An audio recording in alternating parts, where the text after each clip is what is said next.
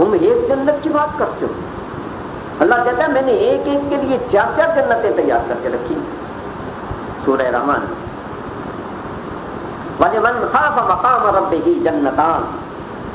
جو اللہ کے سامنے کھڑے ہونے سے خوف زدہ ہیں، اس کے خوف کے مطابق زندگی گزارتے ہیں، ان کے لیے جنت کے 2 اعلیٰ ترین باغ. جنتان، جنت کی جمع، باغ کی جمع، تثنیہ.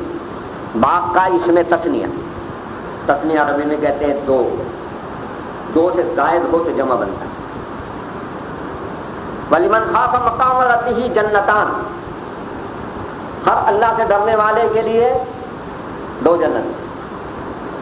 وَمِن دُونِهِمَا جَنَّتَانِ. وہ تو 2 بہت اعلیٰ درجے کی جنتیں، 2 ذرا اس سے ادنا درجے کی جنتیں بھی. 4 تو یہی ہو گئی. 4 جنتیں فی خاص.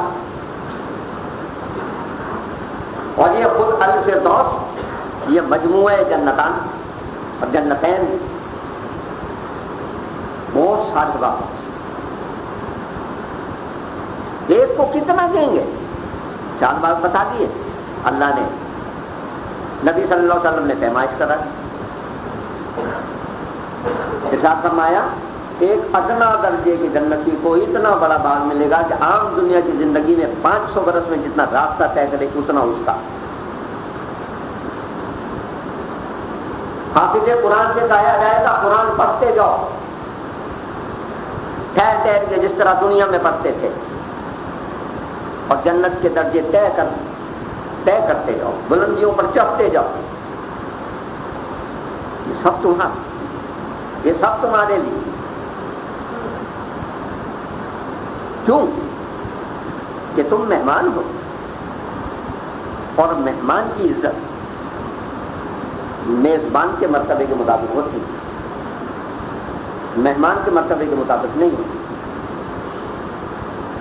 یعنی میری کچھ بھی حیثیت سے فقیر بھی اگر بادشاہ کا مہمان ہوگا تو آپ کا کیا خیال ہے کہ اسے سوکھی روٹی کھلائے گا؟ بادشاہ اپنے مرتبے کے مطابق اس کو کھانا دے گا، اپنے مرتبے کے مطابق اسے لباس دے گا، اپنے مرتبے کے مطابق اسے رعایت دے گا.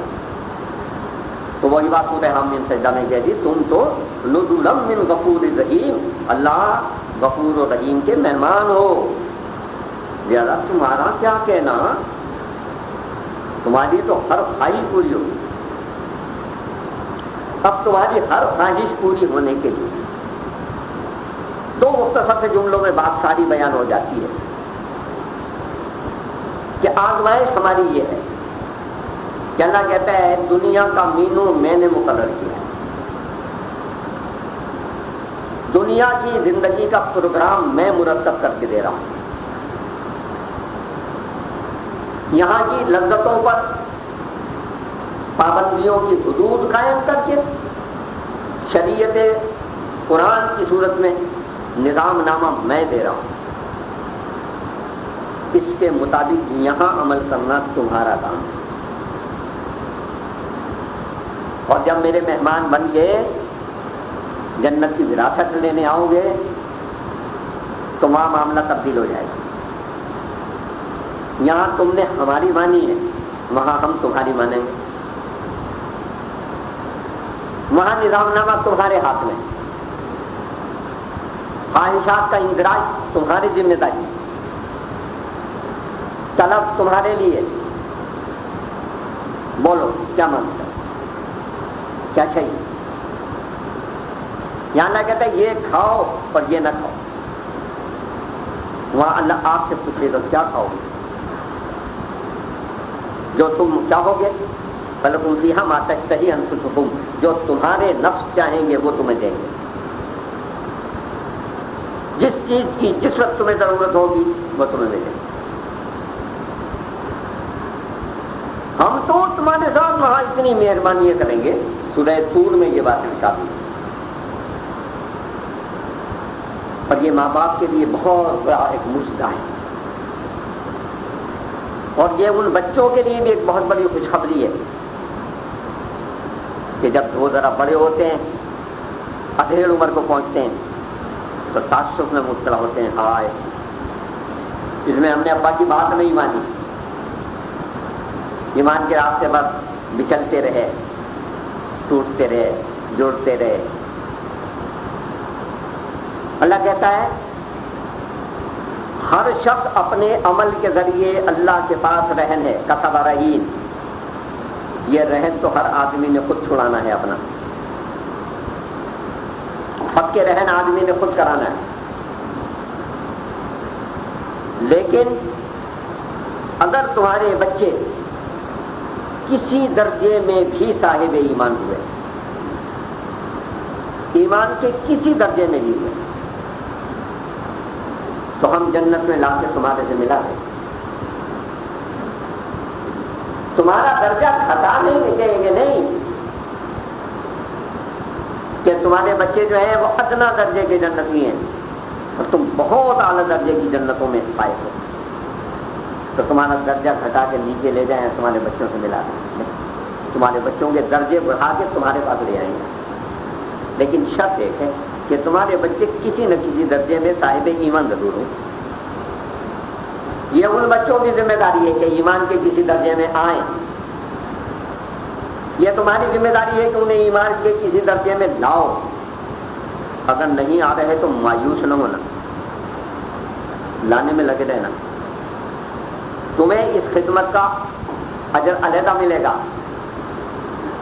اور ان کے لیے راستہ کھلا رہے گا۔ ہم سب دائی ہیں، ہم بھول گئے ہیں اپنی اس حیثیت کو، ہم سمجھتے ہیں ہم نمازی ہیں، یہ تو ایک شعبہ ہے چھوٹا سا، ہم حاجی ہیں، یہ تو ایک بہت چھوٹا سا حصہ ہے دین کا۔ محمد صلی اللہ علیہ وسلم کے آخری نبی ہونے کی صورت میں ہم سب کی ذمہ داری وہ ہے جو کل تک انبیاء کی ذمہ داری تھی،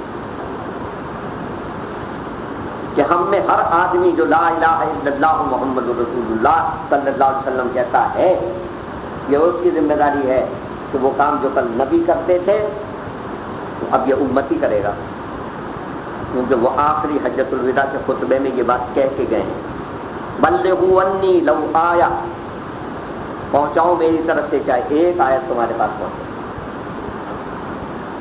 بسم اللہ پہنچے تو صرف بسم اللہ ہی پہنچاؤ، الحمدللہ پہنچے تو صرف الحمدللہ ہی پہنچاؤ، اخلاق کی ایک بات پہنچے تو دوسرے تک پہنچاؤ، تمہاری ذمہ داری، ایک نسل سے دوسری نسل تک دین کا انتقال، ایک علاقے سے دوسرے علاقے تک دین کی بات۔